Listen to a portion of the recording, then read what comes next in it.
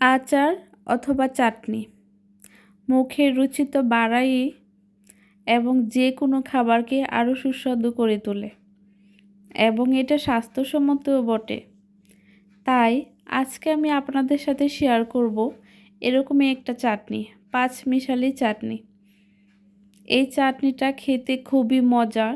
আপনারা বানিয়ে 6 মাস থেকে 1 বছর পর্যন্ত সংরক্ষণ করে রাখতে পারেন।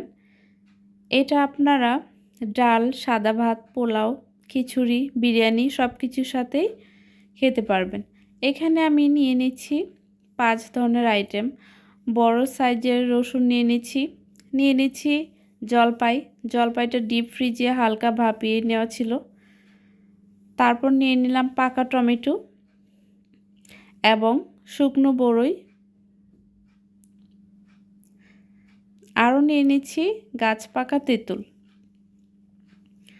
আপনাদের কাছে যদি কোনো একটা উপাদান না থাকে তাহলে সেটা বাদ দিয়েও করতে পারেন।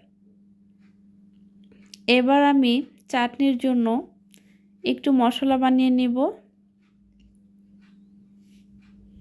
শুকনো মরিচ এবং 5 ফোড়ন শুকনো খোলায় তেলে শিলপাটায় আধা ভাঙ্গা করে নিয়েছি। এখন চলে যাচ্ছে রান্নায়। আমি এখানে কিছুটা সরিষার তেল দিয়ে দিচ্ছি একটা কড়াইতে। তারপর দিয়ে দিলাম 2টো তেজপাতা, টুকরো দারুচিনি, 2টো এলাচ এবং 1 চা চামচ জিরা।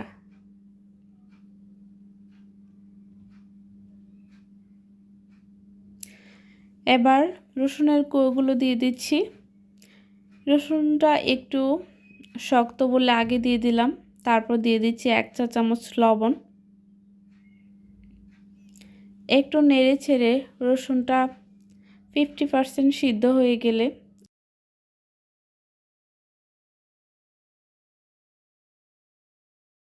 কিউব করা টমেটোগুলো দিয়ে দিচ্ছি। একটু নেড়ে ছেড়ে নিচ্ছি।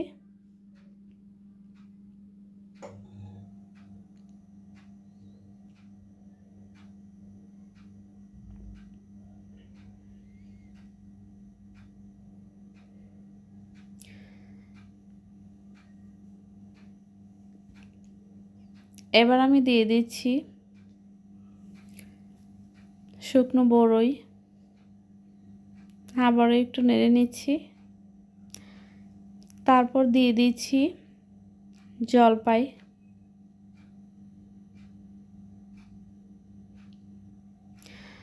এই সিজনে যেহেতু জলপাই অ্যাভেলেবল না, আপনারা জলপাই বাদে অন্য কিছু দিতে পারেন অথবা স্কিপ করতে পারেন।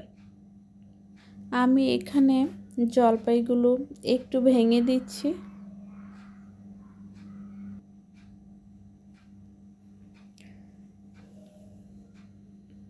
এই চাটনিতে আপনারা চাইলে কিশমিশ ইউজ করতে পারেন, আমি দেইনি। তারপর সেই পাকা তেঁতুল অল্প একটু পানি দিয়ে ভিজিয়ে রেখেছিলাম, সেটা দিয়ে দিচ্ছি এবং সব কিছু ভালো করে নেড়েচেড়ে নিচ্ছি। এখন আমি দিয়ে দিচ্ছি 1 কাপের মতো চিনি।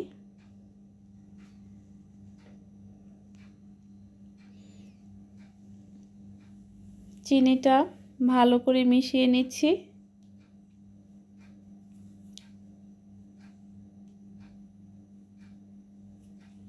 দেখতে খুবই কালারফুল লাগছে, তাই না? এখন দিয়ে দিচ্ছি 1/2 চা চামচ মরিচের গুঁড়ো, 1/2 চা চামচ হলুদের গুঁড়ো, 1/2 চা চামচ ধনিয়ার গুঁড়ো এবং দিয়ে দিচ্ছি পিঙ্ক সল্ট। আপনারা চাইলে টেস্টিং সল্ট দিতে পারেন। তারপর দিয়ে দিচ্ছি 1 চা চামচ জিরার গুঁড়ো। এবার সব কিছু খুব ভালো করে মিশিয়ে নেব। দেখতে পাচ্ছেন চাটনিটা কিন্তু ঘন হয়ে আসছে। এ পর্যায়ে দিয়ে দেব ভিনেগার। ভিনেগারটা অবশ্যই দিতে হবে। ভিনেগার আচার অথবা চাটনি সংরক্ষণের জন্য দেয়া হয়। আমি এখানে 3 চা চামচ ভিনেগার দিয়ে দিচ্ছি এবং ভালো করে আবারও মিশিয়ে নিলাম। এখন দিয়ে দিব সেই ভাজা মশলা এখানে 2 চা চামচ দিয়ে দিব উপর থেকে।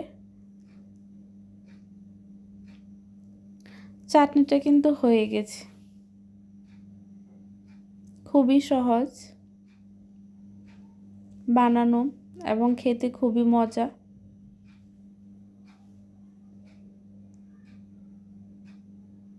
মুখের রুচি ফেরাতে আপনারা এটা বানিয়ে রাখতেই পারেন ঘরে।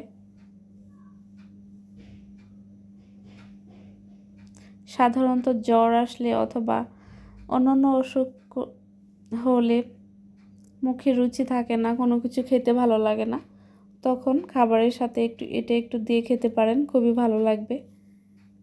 এই যে দেখুন তো কতটা লোভনীয় লাগছে। আপনারা এরকম একটা কাচের পাত্রে সংরক্ষণ করবেন। আমি একটি পরিষ্কার কাচের পাত্রে চাটনিটা ঢেলে নিচ্ছি।